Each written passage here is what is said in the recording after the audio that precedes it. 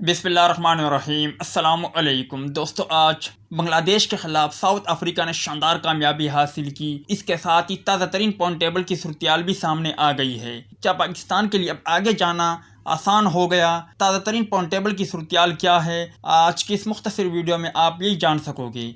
आपको बताते चले कि आज साउथ अफ्रीका ने बांग्लादेश के खिलाफ बहुत ही शानदार कामयाबी हासिल की और पूरे ICOD वर्ल्ड कप 2023 में अगर साउथ अफ्रीका की बल्लेबाजी, गेंदबाजी और फील्डिंग देखे तो उन्होंने बहुत ही आला किस्म की क्रिकेट खेली।